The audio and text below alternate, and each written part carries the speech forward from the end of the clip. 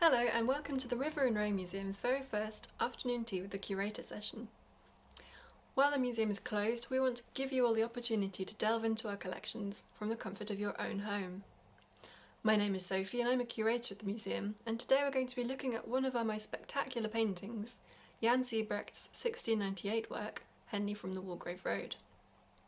The image of this is attached to this post, so open it up, grab your cup of tea, take a deep breath, and you can lose yourself in the rolling landscape around Henley as it was over 320 years ago. Jan Siberechts was a Dutch artist, and he came to England in around 1673. He's also regarded as being one of the founders of English landscape painting. And at the time, he was very popular with all the wealthy aristocrats in the area, who wanted him to paint their country estates to demonstrate their wealth and status. Because of this, we also, alongside the views of Henley on Thames, have various bird's eye views from Jan Siberechts, covering country estates including Longleat and Chatsworth that you may be familiar with. In total, there are 6 artworks that we know of that he painted of Henley on Thames and the surrounding countryside.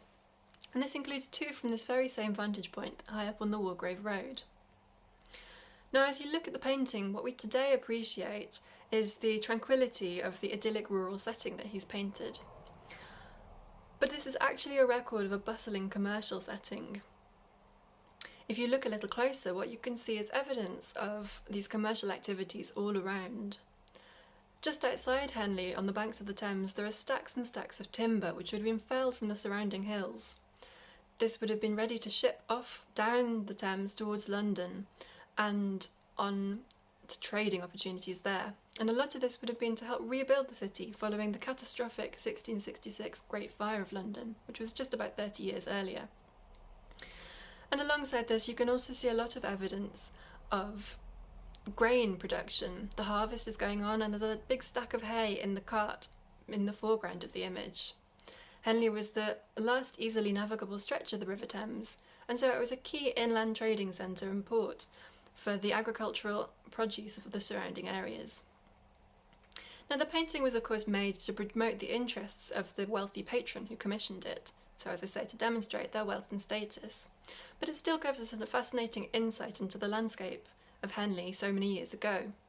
And of course there are still echoes that can be seen and familiar sights in there.